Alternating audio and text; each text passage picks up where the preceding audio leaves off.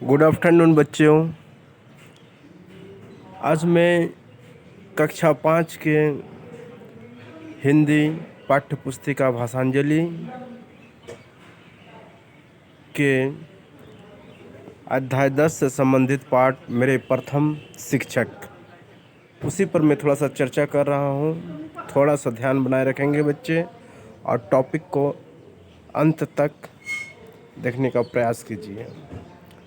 जब मैं रामेश्वरम में 5वीं कक्षा में पढ़ता था तो श्री शिव सुब्रमण्यम अय्यर मेरे शिक्षक हुआ करते थे।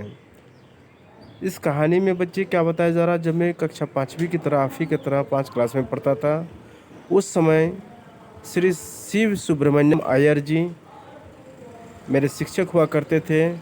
वे हमारे विद्यालय के सर्वोत्तम शिक्षकों में से एक थे और हमारे विद्यालय में जितने भी शिक्षक थे उनमें से श्री सुब्रमण्यम जी सबसे अच्छे और आदर्श शिक्षक थे। उनकी कक्षा में उपस्थित रहना सभी छात्रों को अच्छा लगता था और जो बच्चे आप देखते होंगे जो शिक्षक अच्छे पढ़ाते होंगे उनकी कक्षाएं बहुत ही अच्छी तरह से संचालन होती है और लगभग सभी बच्चे उनकी कक्षाओं में उपस्थित रहते हैं।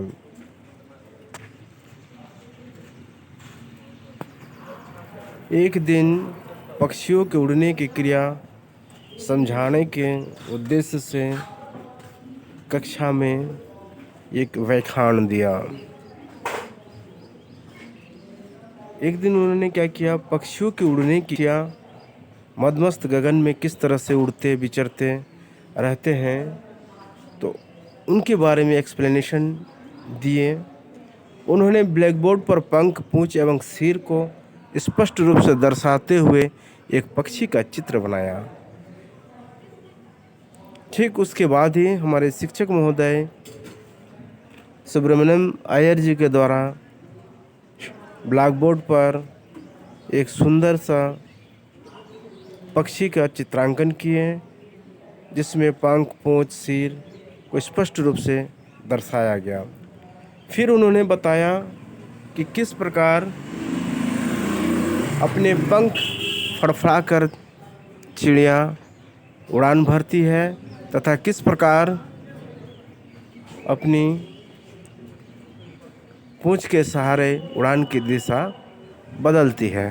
तो हमारे पंछियाँ किस प्रकार नीले गगन पर जो उड़ान भरती है और उड़ान ही सिर्फ नहीं भरती है बल्कि अपनी पूंछ की सहायता से दिशा अनुसार कार्य करते हैं या दिशा बदलते हैं, डायरेक्शन चेंज करते हैं।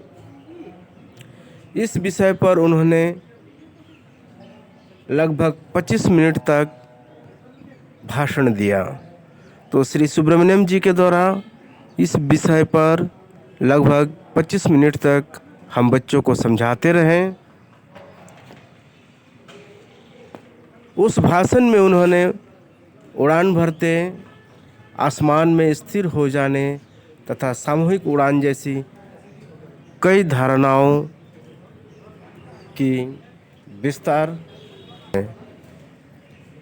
तो वे इस भाषण अपने पूरे टॉपिक को जो डिलीवरेट किए उनके अंतर्गत उन्होंने बताया कि किस प्रकार पंछियाँ सामूहिक रूप से मतलब एक ग्रुप में एक झुंड में उड़ान भरते हैं।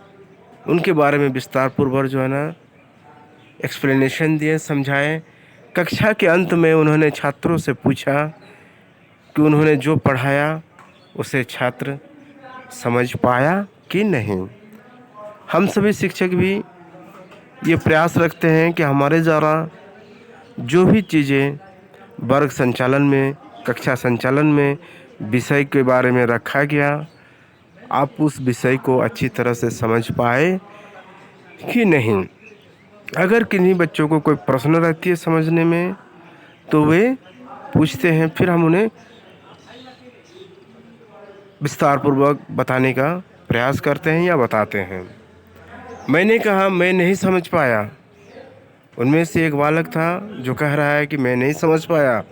यही बात कई अन्य छात्रों ने भी दोहराई। तो बहुत सारे बच्चे ये प्रश्न रखे कि सर आज के विषय तथ्य को जो है ना नहीं समझ पाया। श्री अय्यर हम लोगों के जवाब से विचलित नहीं हुए। जो अच्छे शिक्षक होते हैं बच्चे, वे प्रश्न से कतराते नहीं हैं, भरसक प्रयास करते हैं अपने विद्यार्थियों को समझाने का। हर कौशल को अपना करके वो बच्चों को समझाने का प्रयास करते हैं। तो ठीक अय्यर जी भी समझाने का प्रयास कर रहे हैं, बल्कि सभी छात्रों से शाम के वक़्त समुद्र तट पर पहुंचने के लिए कहा। और साथ ही साथ क्या बोले कि सभी बच्चे